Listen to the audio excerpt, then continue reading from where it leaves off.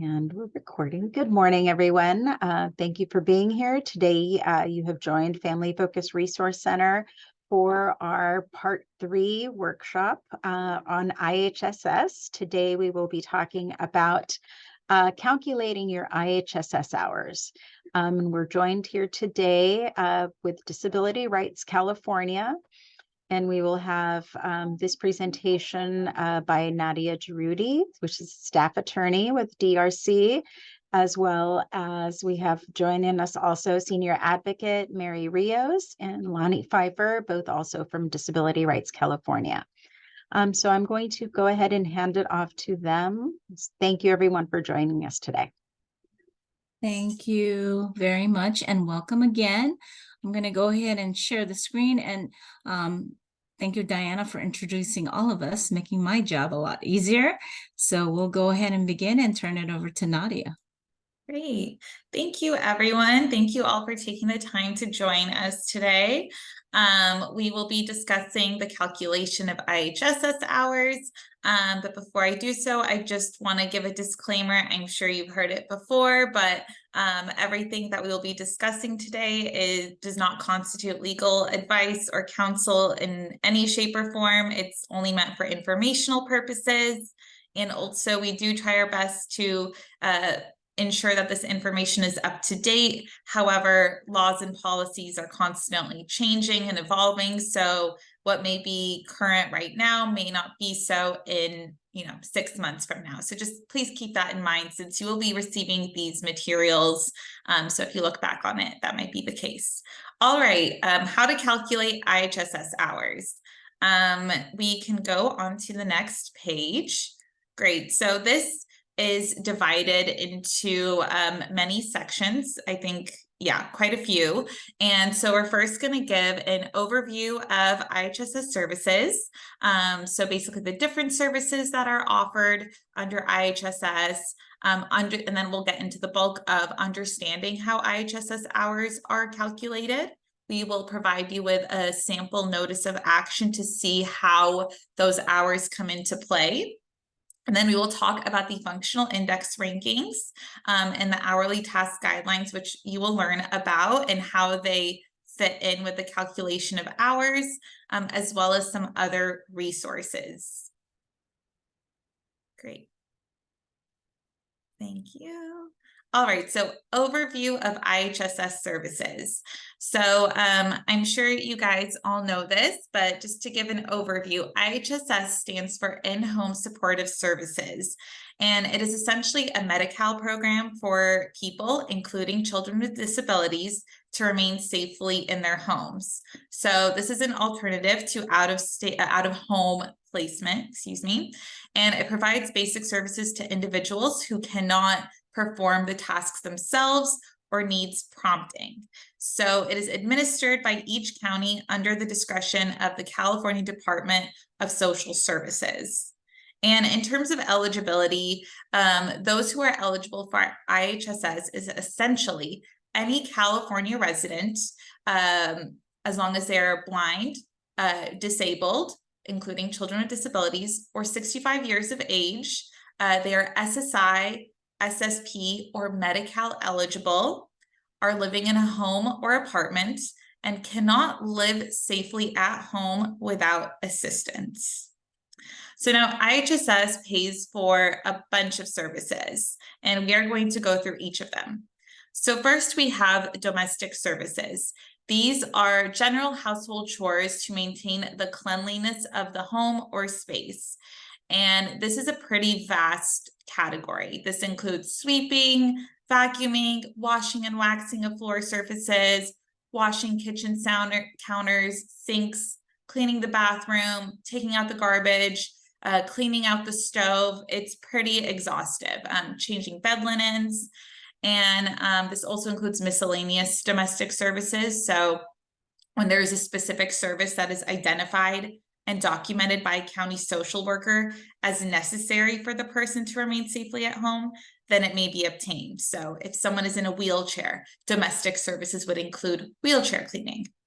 So next we have related services on this page. And these are often grouped with domestic services, but they are separate and distinct. And so this would include meal prep, meal cleanup, routine laundry, shopping for food. And, that would include making the grocery list, traveling to and from the store, shopping, loading, unloading, and storing food purchased, as well as other shopping and errands as necessary. So for example, if you need to pick up a prescription or read important documents like utility bill or rental agreements, that would fall under that category of errands. And so the next category we have is personal care services, and specifically non-medical care. And so with this category, it is also pretty lengthy. It includes feeding, so assisting someone with eating meals, respiration and assistance, so with assisting someone with non-medical breathing related services such as self-administration of oxygen. It includes bowel and bladder care, which is assisting the recipient with using the toilet, so getting on and off, using a bedpan, a urinal, emptying and cleaning an enema or catheter, applying diapers, wiping and cleaning the person, or washing and drying the person's hands. We next have routine bed bath. There is also dressing, so assisting the recipient to put on and take off their clothes as necessary throughout the day. And as you'll see, when we calculate hours, it's not just necessarily for in the morning when you change from your pajamas to, what you're wearing throughout the day and in the evening. It's really particular to the individual. So if they wet themselves or need to change multiple times in the day, that would be calculated specifically. Transfer, and there's also menstrual care, which is really important, which is assisting with the external placement of sanitary napkins and barrier pads. Next page, please. Great. And yeah, as you can see here, we have a lot more ambulation. I'm just gonna put on my glasses, sorry. Transfer, bathing, oral hygiene, grooming, repositioning and rubbing skin, and the care of and assistance with prosthetic devices. So, removing someone's leg brace, artificial limb, or even with visual or hearing aids. So next we have medical accompaniment, which is really important. So for those recipients who would need to go to medical appointments, that can include taking them or going along with them, waiting with them in the room while they wait or as necessary. And so it is really only after it has been determined that non-emergency medical transportation is not being provided under the Medi-Cal program. And so it's also only when the social worker has determined that the recipient receives non-emergency medical transportation through Medi-Cal, but the recipient also needs assistance with an IHSS authorized task. So for example, transfer. This is when it can be approved under IHSS. So it's not as common, but it does happen a lot. So that would be medical accompaniment. We also have special circumstances. So there are some that are time limited, and heavy cleaning is one of those services that are time limited, which means they are not continuously provided throughout the year. So heavy cleaning here is defined as the thorough cleaning of the home to remove hazardous debris or dirt. It is authorized one time only and under certain circumstances. So examples of when heavy cleaning would be authorized would be when you are first granted IHSS, when you stop receiving IHSS or are ineligible for a year, and then start receiving IHSS again, when living conditions result in a threat to one's safety, or where a person is at risk of eviction for failure to prepare home for fumigation. So it is very specific. Yard hazard abatement is also a time-limited service, and it is generally limited to, if you have weeds or high grass. Yard hazard abatement here would be light work in the yard to remove high grass, weeds, and trash when these materials pose a fire hazard.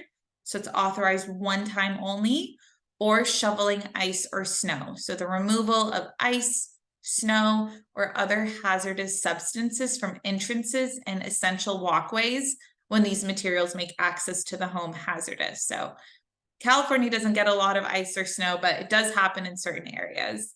And next page, please. Thank you. Great. And I'm just going to skip over protective supervision for a second. We have teaching and demonstration, and this is also time. This has a time limitation. So teaching and demonstrating those services provided by IHSS providers, so the recipient can perform services which are currently performed by IHSS providers by themselves. So that is teaching and demonstration. So not all services are eligible. It is really limited to the following: housework, meal cleanup, meal prep, laundry, bathing, feeding, dressing, and yard work. And the service is limited to only 3 months, and it is only for one time. And we also have protective supervision. And protective supervision is a service within IHSS that allows a person to be supervised and safeguarded from injury, hazards, or harm, essentially 24 hours a day due to dangers posed by the person's behavior. And the reason why I wanted to skip over and talk about protective supervision as well as paramedical is those are both very important and pretty exhaustive services. So with protective supervision, a person is entitled to that service if the person has a mental impairment or mental illness, the person is non-self-directing due to the disability. So non-self-directing means there is an inability to assess dangers or risks of harm caused by certain behaviors. So there's really no awareness of dangers that can result from one's own behaviors. And the way the county will evaluate that is kind of by considering the memory, orientation, and judgment of the IHSS recipient. And the third requirement is the person requires 24-hour supervision to safeguard against self-injury, hazard, or accident. So this means that the behaviors that create the risks of harm are frequent and unpredictable, which require constant supervision. And I provided this example during the first part of our series, but I'll bring it up again because it can be really useful. So let's say a child only touches the hot stove when the parent is cooking. That would be predictable behavior. That person would not get protective supervision. But if the child knows how to turn on the stove, so the child frequently and randomly turns on the stove in order to touch it when hot at different times of the day, you have no idea when, that would require 24-hour supervision. And protective supervision is really only for children under 18 years of age. And the way to look at it is the minor must also need more supervision than a child of the same age without a mental impairment or disability. So this is just something important to know. Some types of behaviors that would warrant a need for protective supervision would be wandering from the home and getting lost, eating non-food items, wandering into the street without checking for cars, self-harm, lack of stranger danger awareness, attempting tasks beyond one's physical or mental capability, like climbing onto the counter and, not really understanding the risk of injury if you climb onto it or jump off of it. So it's pretty exhaustive. However, there are some areas where protective supervision is not available, such as friendly visiting or social activities, when the need is caused by a medical condition and the form of supervision is medical, in anticipation of a medical emergency, to prevent or control antisocial or aggressive behavior. So if someone gets into fights or destroys property a lot, protective supervision wouldn't apply there. And to guard against deliberate self-destructive behavior. So an individual knowingly intends to harm themselves. And then the last special service that can be under IHSS is paramedical services. And so paramedical services are prescribed by a doctor for a person's health and require some training and judgment to perform. And paramedical is generally provided when the following is demonstrated. The person can't perform the service at all. the activity is necessary to maintain the person's health, and the service requires training and judgment to perform, such as puncturing skin or inserting a medical device into a body orifice. And with here, it's really important to get that training before you're approved of conducting paramedical services. You and your provider should know what to do when there's an emergency while the provider's performing paramedical services. And it's really important that that training they receive is from a licensed healthcare professional. Great, so those are the different services that can be under IHSS. And so now we're going to get into how hours are calculated. And this is a really helpful DRC publication. If we go to the next slide, we'll get right into it. Great. So it's really important to understand the different funding sources for IHSS, because which funding source or program you are placed in will determine the maximum amount of monthly hours that are available to you. And it's also important that when we speak of hours available to you, it does not mean you will get all those hours. There are different factors that will determine the hours you receive. So it really is on a case-by-case basis.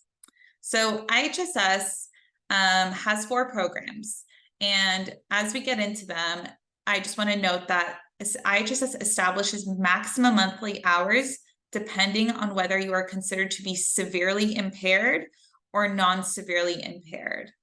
And really, you are considered severely impaired if you receive 20 or more hours in certain categories each week, and you are considered non-severely impaired if you receive 19 or less hours in certain categories each week. And we'll discuss what those categories are.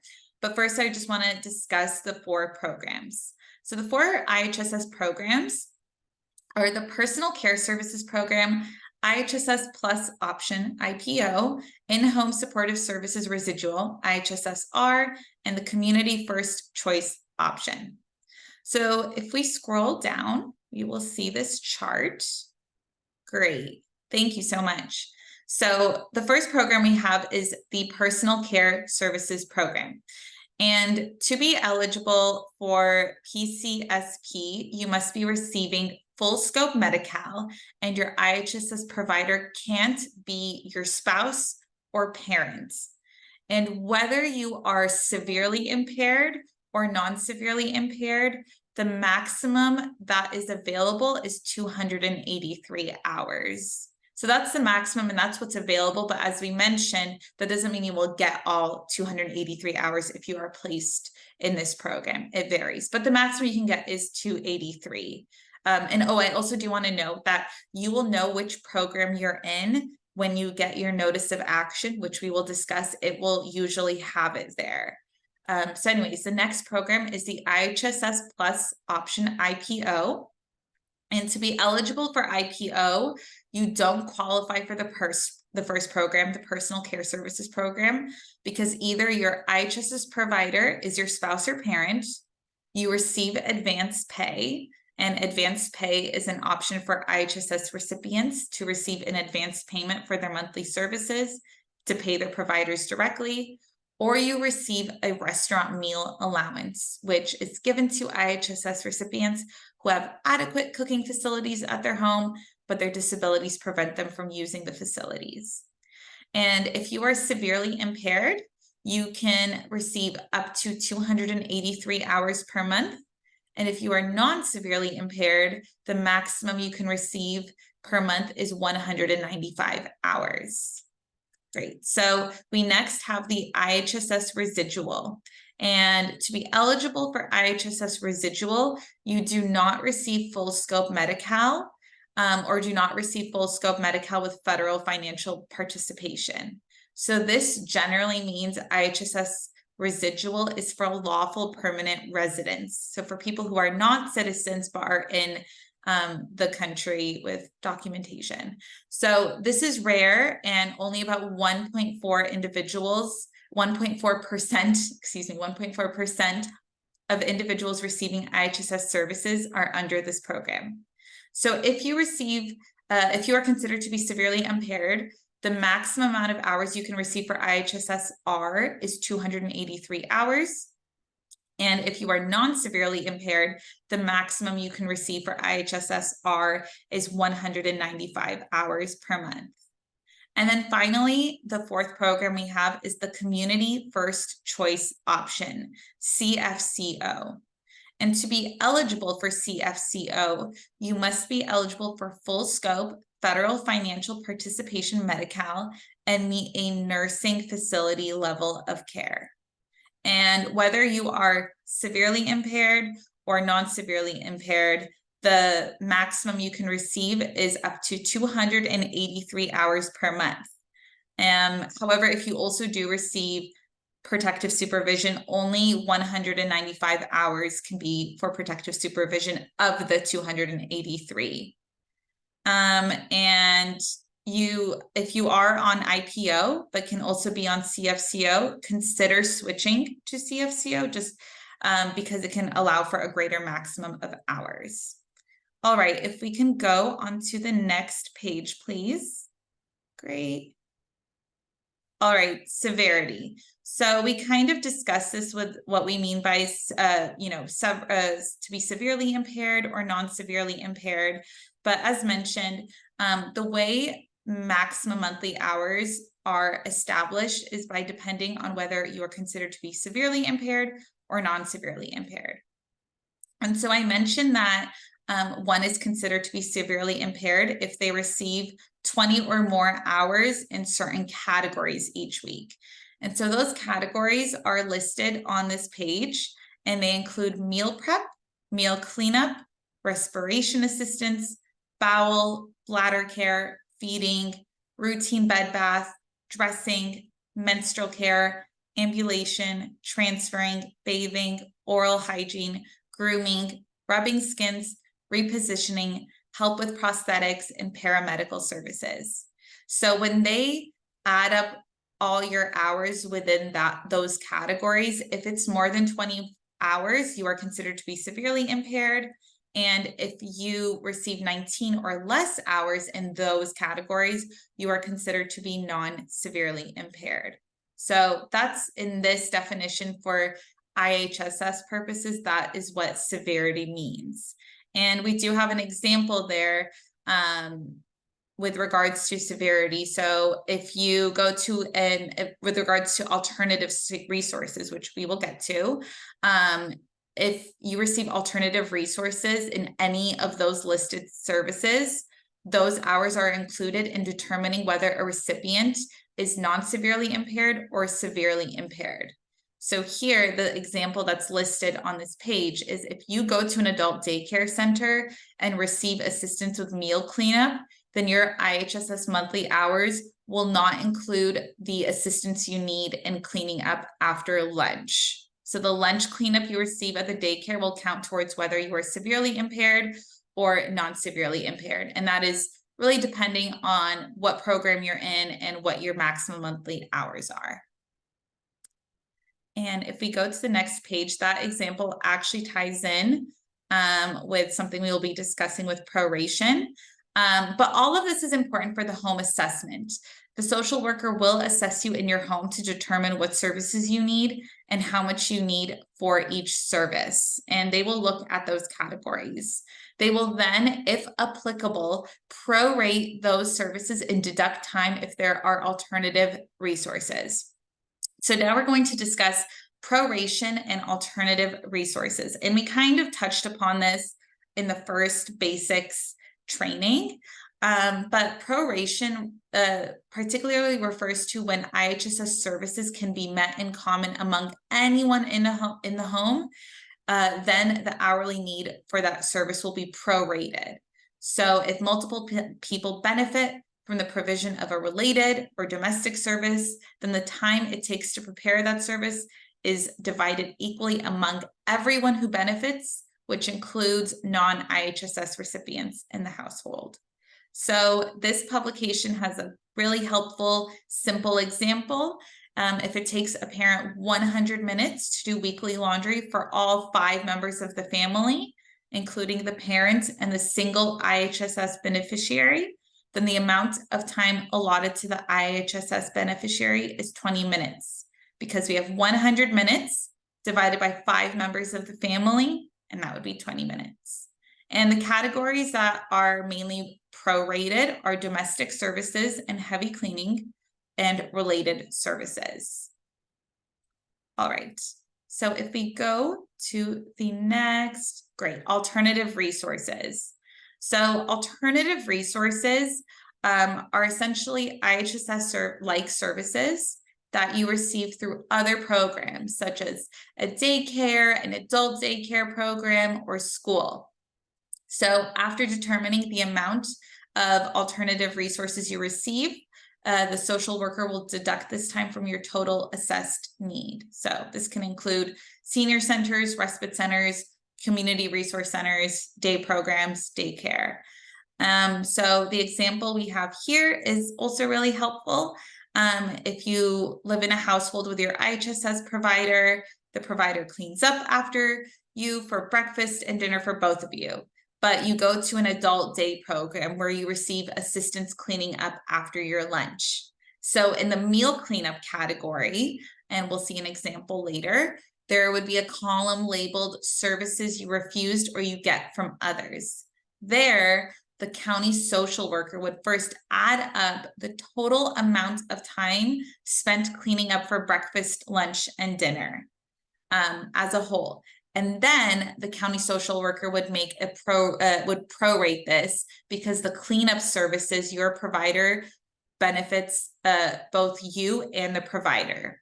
So this means the social worker would assign your prorated time to you in the column amount of service you need. And then finally, the county worker would indicate the cleanup assistance you received from the alternative resource in the column services you refused or you get from others column. It's a little confusing as I'm talking about columns, and you will see a visual very soon. But that is basically just an overview of proration and alternative resources and how they play in a role of calculating hours. All right, so we can jump to page 16 now. Great, so we're gonna look at a sample notice of action. So anytime you receive basically a communication regarding your IHSS hours, you will receive a notice of action. So if you get an increase in hours, if you get IHSS hours, if you get a decrease, an adjustment in hours, if you no longer get IHSS hours, you will receive a notice of action. So this is essentially what it looks like. As you can see here, it will clearly indicate the date where you will be receiving the services and whether the time has changed. And the way IHSS hours time is presented is hours with a column minutes, so hours minutes. And so you could see here, it'll say total hours minutes of IHSS you can get each month is now this, and then it'll indicate whether it is an increase or decrease in the services. And as we mentioned just previously with, services you refuse or you get from others, you will see that column there. So if you just scroll down a little bit, great, thank you so much. Great, so you can see that it categorizes each domestic services, related services, non-medical services. Everything is essentially per week except for domestic services. And the columns are separated with the total amount of service you need, whether services are prorated. So as we discussed with laundry, that would be where proration would be marked. If laundry and maybe meal cleanup, you clean up for everyone, shopping for food, you're shopping for the whole family, that's where the proration is there. And then you have the amount of service you need. And again, the way it is presented is hours, minutes, and then services you refuse or you get from others. That's where the alternative resources come in. So if someone attends school, a daycare center, a day program, a senior center, etc., that's where it would come in. And then at the very end, it kind of shows the change. So authorized amount of service you can get. So whether it's an addition or a decrease. And so, yes, we have domestic, related, non-medical personal services. As we all discussed, we have accompaniment, whether it's to and from medical appointments, and whether it's to and from the places you get services in place of IHSS. And that would be there. We have protective supervision and paramedical services per week. And it's very specific. You might not apply for it, or it might not pertain to you. You would just leave that blank. And then at the very end there, we see total weekly hours, minutes of services you can get. So it is categorized into minutes. And because the way IHSS does it, there is an average of 4.33 weeks per month. You would multiply the number by 4.33 to convert to monthly hour minutes. And then that is where you would have your minutes, and then it would be converted into hours and minutes of services you can get per month. And then at the very end, if it is applicable to you, we spoke about time-limited services, so heavy cleaning, teaching and demonstration, yard hazard abatement, removal of ice or snow. And again, because they're time-limited services, for some of them, it's one time only. Teaching and demonstration is also one time only, but it is a 3-month maximum. So that is where the categories would also be applicable. So all of these sections show up on the notice of action, and it lays out very clearly, and it is pretty detailed what each subcategory within the category necessitates in terms of time. So it's not, with personal services, overall you get, let's say, 12 hours per week. It's going to be broken down into dressing, menstrual care, routine bed bath, feeding, etc. So that's just an example of what an NOA should look like. And yeah. And also it should mention the program you're in. As we mentioned, there are 4 different programs. And so it should indicate somewhere there which program you're in. It's usually at the top of the page, but I don't know if it's different now, but it's usually should be at the top of the page. All right, great. So that is a sample notice of action. All right, so now we're going to get into the functional index rankings. Great. So functional index rankings are really helpful to both yourself and the county social worker in terms of your assessment and calculating your hours. So there are rankings from 1 through 6, and each ranking indicates the level of assistance you will need to perform a task safely. So a county IHSS social worker will assign a rank to each service category to help determine the amount of assistance needed. And so rank 1 would be independent. You are able to perform the function completely without human assistance at all. Rank 2 is you're able to perform a function, but you need verbal assistance, such as reminding, guiding, or encouragement, Rank 3 is you can perform a function, but only with substantial some human assistance, including direct physical assistance from a provider. Rank 4 is you can perform the function, but only with substantial human assistance. Rank 5 means you cannot perform the function with or without human assistance. And rank 6 means there is an extraordinary need requiring full human assistance, which is essentially paramedical services, which is prescribed by a licensed healthcare professional, as we discussed earlier. So it really ranks from rank 1 is one extreme, full independence, and rank 6, you need full human assistance supervision. And so after assigning a rank in each service category and taking into consideration the IHSS recipient's individual and unique needs, the social worker will authorize time within or outside the hourly task guidelines. And if time is needed outside those guidelines, that would be called an exception. So if we just scroll a little bit down, great, to the next page, we're going to go into functional index rankings for minor children. And so I showed this chart in the first session. I'm going to go into a little bit more detail with it as we're talking about how to calculate hours. So as you can see here, depending on age, ranging from for minors 0 to 18, you'll see a whole range of numbers, 1 through 6. And as we discussed, 1 is complete independence, and 6 is essentially requiring paramedical services. You have an extraordinary need. And the reason why you see the 1 for a lot of it, you might be thinking, how can a toddler be fully independent for housework or laundry? Generally, the rationale is that the minor isn't required to do that work, housework or laundry or shopping and errands. So even if the person did not have a disability, they wouldn't be required to do that. So that's not necessarily the child's job, so to speak. It's not necessarily their duty or their chore to do that. So generally, all minors should be assessed a functional rank of 1 when identified, unless extraordinary need is documented.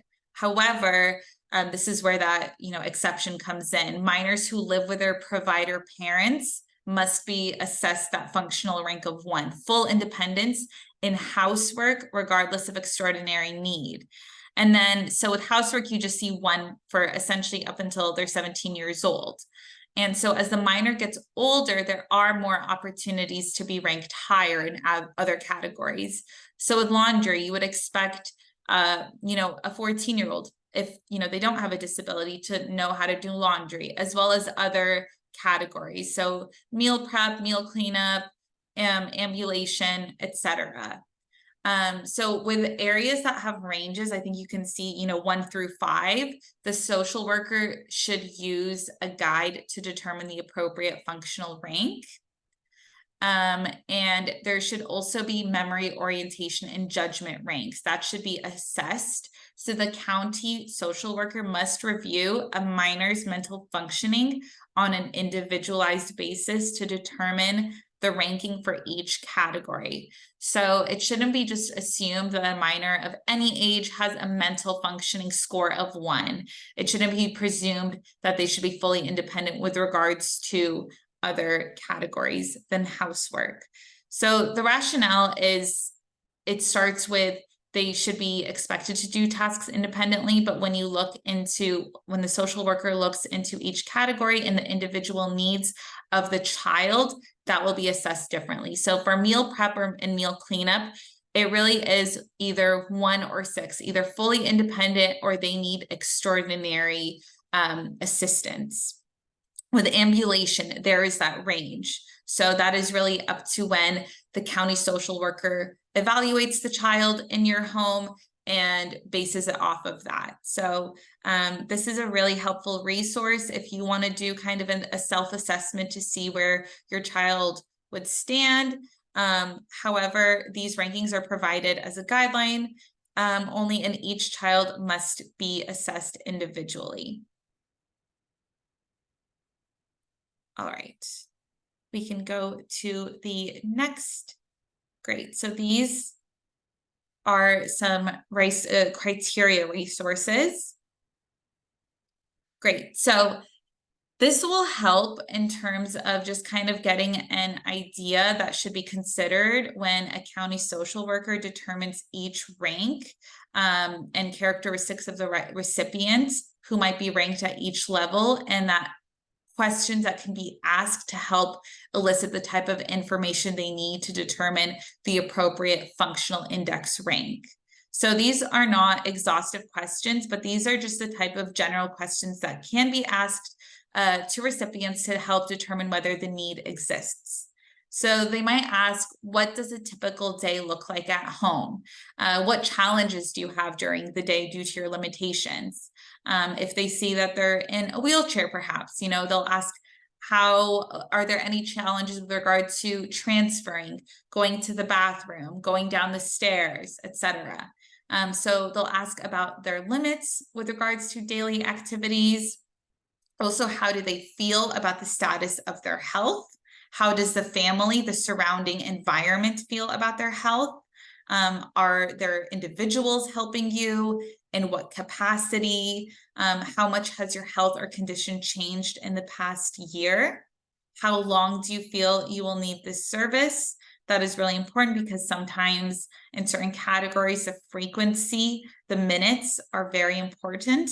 How often do you visit your doctor? And if your provider calls in sick, how would you manage? So that can be really helpful because as we discussed with the different rankings, some are, fully independent, but some might just require verbal assistance or physical assistance, some assistance, significant assistance, or there's an extraordinary need. So there is a range, and those questions can help guide the social worker.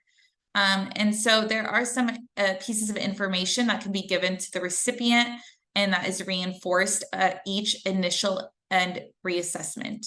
So a clear explanation of the recipient's responsibilities with regards to IHSS services. So it's important to note that IHSS is a specific program that helps only those with services necessary for the recipient to remain safely in their home, and for which the recipient is unable to perform independently without an unreasonable amount of physical or emotional stress due to their functional limitations. All right, so those are just the general questions, but then the social worker will also make observations. So if we scroll down a little, great. Perfect. So the social worker in home assessment is really important, and they'll be making a lot of observations concerning different attributes and characteristics of the recipient. So that doesn't only include, the physical appearance of the disability, but also the home, the physical environment, movement, if there are resources available, safety hazards, and communication.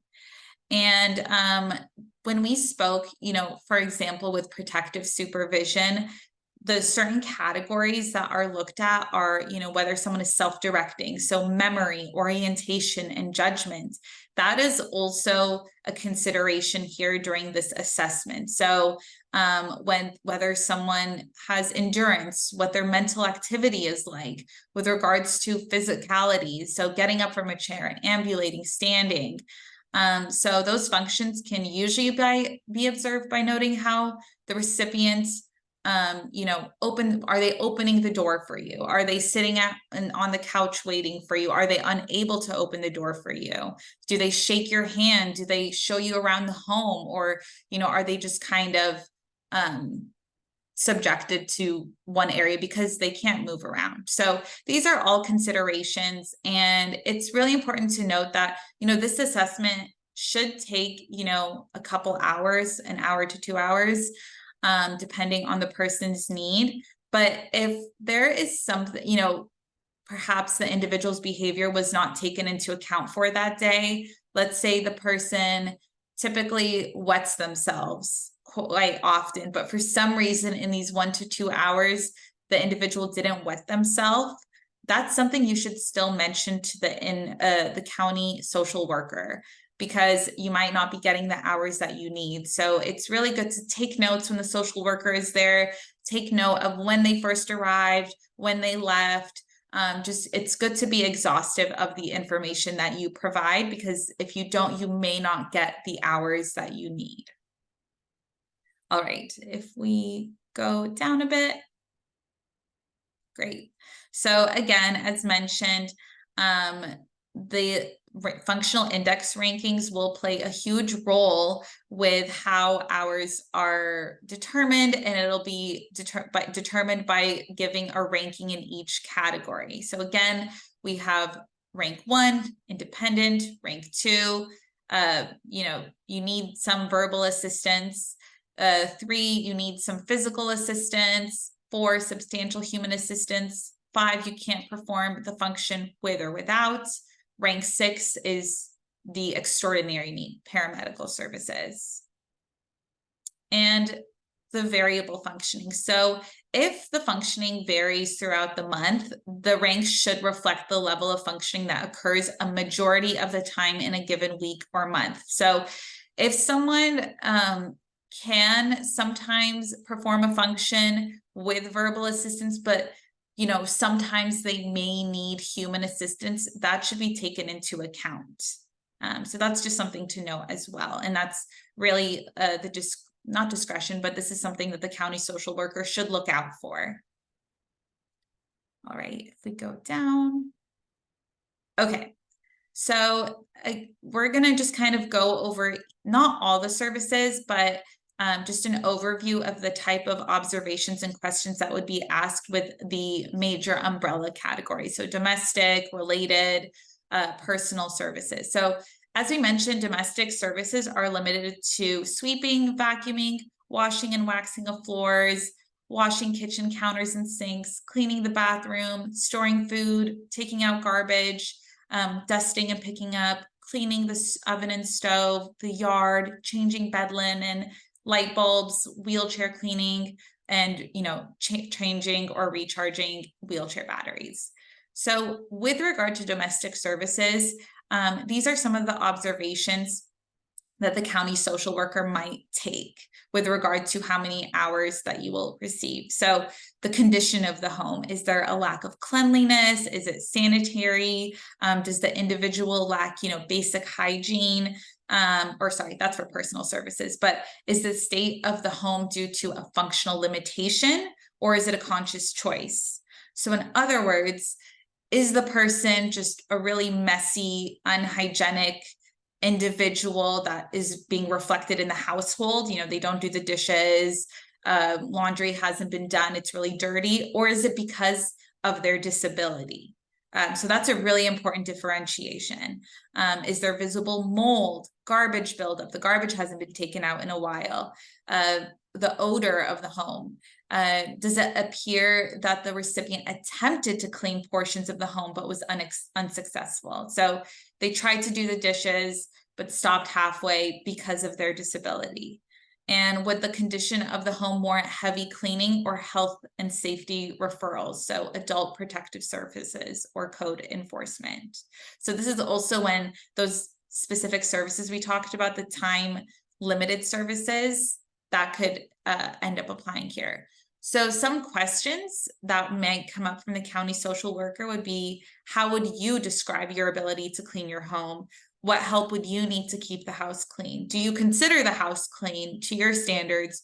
Who helps you with your chores? Are you happy with how clean your home is?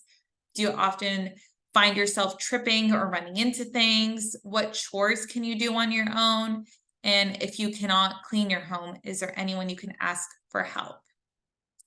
And so if we scroll to the bottom, there is those 6 rankings as we discussed, as pertaining to domestic services. So independent means, you're able to perform all domestic chores without a risk to your health or safety. You do it every day, or you don't overexert yourself, so you do a few things every day, but it's not a burden on you. It's not a burden on your disability, and your disability doesn't prevent you from being able to perform those tasks independently.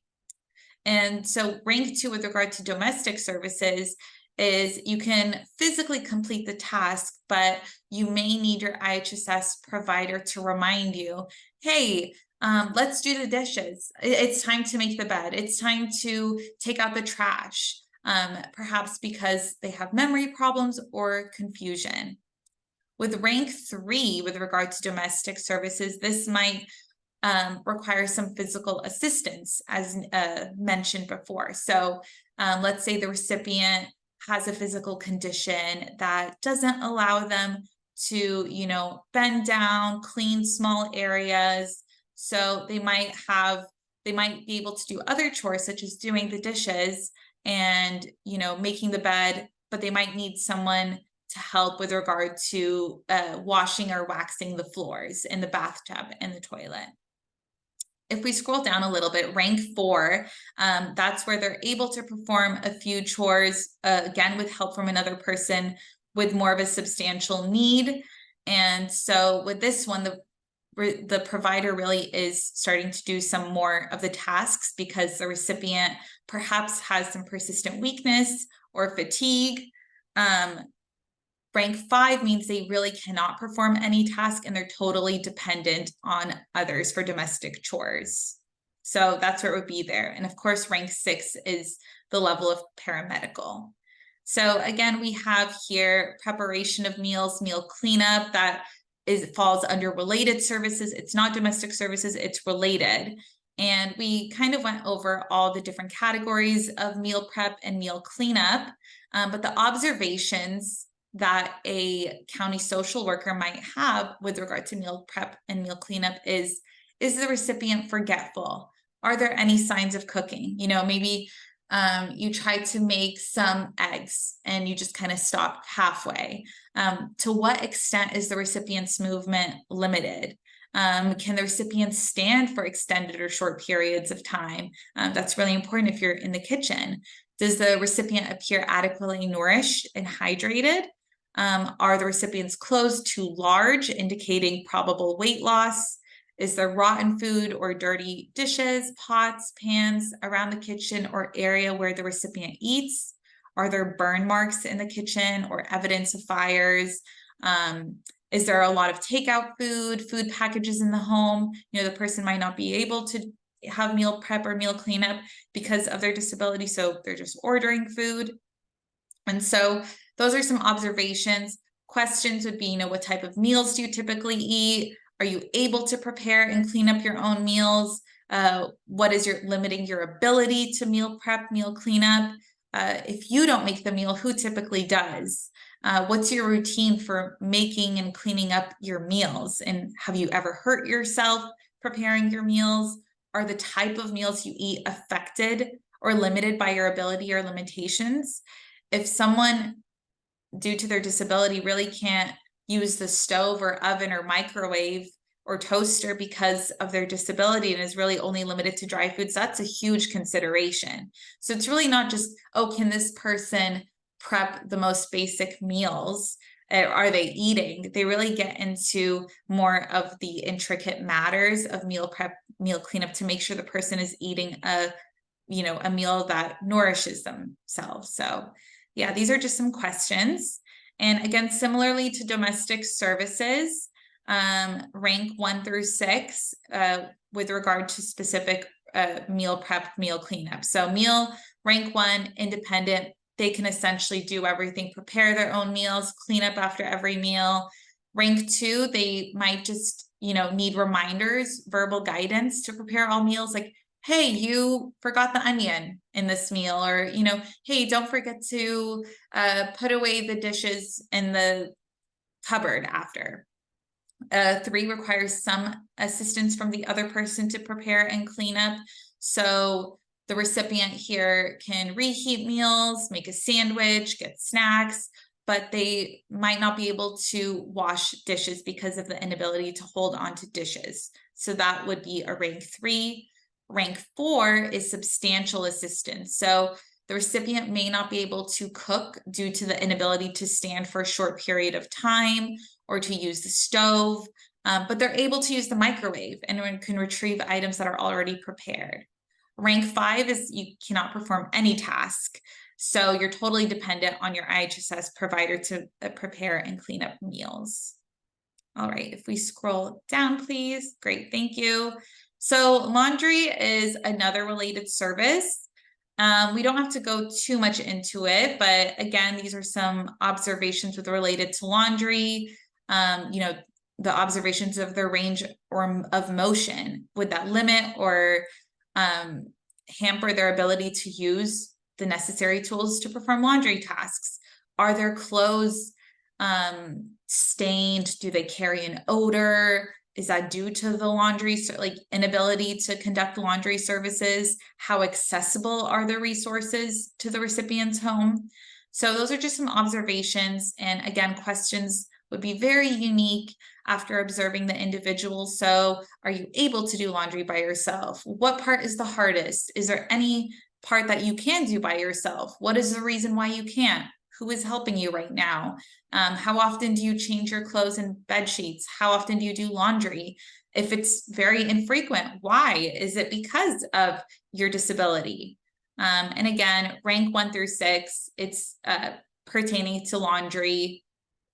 or with this one, actually, excuse me, it really is rank 1 or rank 4 for minors, but it does definitely have all of the categories. So rank 1, independent, you're able to perform all chores.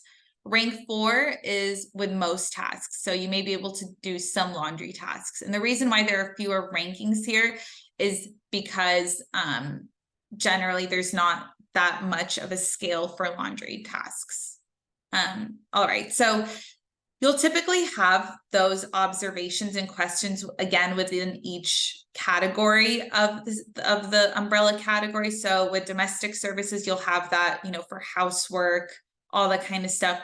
Related services, we saw that with meal prep, meal cleanup, and we have personal services as well. All right, so the hourly task guidelines. Okay, so with hourly task guidelines, those rankings that we had really advise how these guidelines are done. So the hourly task guidelines essentially advise the county IHSS social workers to determine functioning using those rankings and then give hours based on the ranking. So generally there's a step-by-step process. So step 1 would be determining the functioning. And again, that's where the IHSS social worker will determine how much help you need for each IHSS task. So they'll rank your functioning in, you know, the categories that we discussed using the functional index ranking. So 1 through 5. And again, a rank of 1 means you're independent. A rank of 5 means you're completely dependent. And a rank of 6 means essentially paramedical services. And so after you get those functional index rankings completed in those categories, the next step is to use the hourly task guidelines to determine how much time can be authorized for each task. So these guidelines are meant to help an IHSS social worker determine how much time should be provided for each IHSS task you need help with. And exceptions to the hourly task guidelines are only allowed when necessary to enable a recipient to remain safely in their home. And exceptions only apply to time and do not allow the addition of any tasks not already identified under the service. So we have here all these service categories in blue. There can't be any additions to those categories. This is it. However, exceptions can apply to increasing, or, you know, if you want to decrease time, that would be where exceptions where they would come in. So the one in like a pinkish red color, that's rank 2. So it's kind of on a, you know, more of an independent category. And you'll see here again, as we discussed under the notice of action, is that it is by hours and minutes. So here, preparation of meals per week, that is 3 hours and 1 minute, or yeah, 1 minute. Mid for rank 2 would be 5 hours. Rank 2 would be 7 hours. And then yellow is more in the mid where you need some kind of assistance, whether it's verbal. Rank 4 is more of some physical assistance or substantial physical assistance. And rank 5 is completely dependent. And as you can see, whether you are more independent or more dependent, it correlates with how much hours you get. So of course, if you're more independent, you will get more hours. So this is just a really helpful resource to look at. This is what the social workers will use to determine the appropriate time needed on a weekly basis. So we have meal prep, meal cleanup, bowel and bladder care, feeding, routine bed bath, dressing, ambulation, transfer, oral hygiene, menstrual care, repositioning, prosthetic devices, and then we have service with time guidelines. And as mentioned with those time guidelines, typically 6 hours total maximum per month per household unless adjustments apply. That's for domestic and related services. We typically have 1 hour per week for shopping for food unless adjustments and prorations apply. Other shopping and errands is generally 30 minutes per week unless adjustments apply. And laundry is typically 1 hour per week. And if you have, that's if you have facilities within your home. So a dryer and washer If you have facilities out of the home, you have to go to a laundromat. That would be 1.5 hours per week. And of course, if you have a household of, let's say, 5 individuals and, you know, only one is an IHSS recipient, you would prorate that service. All right, so that's a really helpful resource. That's what the social workers use. If we go to the next one, great. So the functional index hourly task guideline, this is a quick reference tool. If we go down, great. So this is for essentially each of the services, and this is a really helpful tool to understand the factors with regards to how the hourly task guidelines would be calculated for the individual. So we discussed what domestic and related services are. These are factors to consider, which would be, you know, if the recipient has a separate bedroom and bathroom, if there are any rooms not being used by a recipient, if the recipient has physical or mental limitations that contribute to their need for assistance, because again, that can relate to the proration of services. And exceptions that can be included is if the recipient has incontinence, they can't really control when they need to go to the bathroom. So the frequent change of bed linen may be necessary, and that might go towards increasing laundry services. And so exception documentation examples is exception low. The home is very small. So if you live in a trailer, an exception that would warrant higher time range, severe asthma, so more dusting or vacuuming is necessary, or, you know, due to incontinence, extra sheet changes are needed, so laundry would be higher. So that's what it would look like for certain categories of domestic and related services. These are just some examples. It's not exhaustive by any means. So the preparation of meals, this goes under related services. So some factors for consideration here would be whether the recipient can assist or perform the task safely, the type of food they usually eat for breakfast, lunch, dinner, snacks, the amount of time to prepare the food, whether the recipient is able to reheat meals prepared in advance, and the types of food the recipient eats on days the provider does not work, the frequency, and time for precautions as appropriate. So, you know, making sure the stove is turned off, for example. So we spoke about exceptions. Some examples of exceptions here that may warrant an increase of time would be if the recipient must have meals pureed or cut into bite-sized pieces, perhaps to prevent choking. If the recipient has special dietary requirements that require longer preparation times or preparation of more frequent meals. If the recipient eat meals that require less prep, so toast and coffee for breakfast. And some documentation examples of those exceptions would be the recipient eats meals that require less prep time. An exception that would require, you know, a higher number of minutes or hours for documentation would be the recipient must have meals pureed or cut into bite-sized pieces. And the recipient has special dietary requirements that require longer prep times or prep of more frequent meals. Great. If we go to the next page. Great. So as you can see here, again, with meal cleanup, it's really, really similar. They'll, you know, ask about similar factors for consideration, and exceptions here would include, you know, if the recipient must eat frequent meals which require additional time for cleanup, if the recipient eats light meals that require less time for cleanup, and that can impact the time they receive. So you can see here, we have the hourly task guidelines for meal prep for above. We'll also have that for meal cleanup, and that can either increase or decrease the time they receive within the ranking. Yes, and that's similar to meal cleanup. That is the hourly task guidelines for ranks 2, 3, 4, 5. Those numbers can increase or decrease if there are exceptions.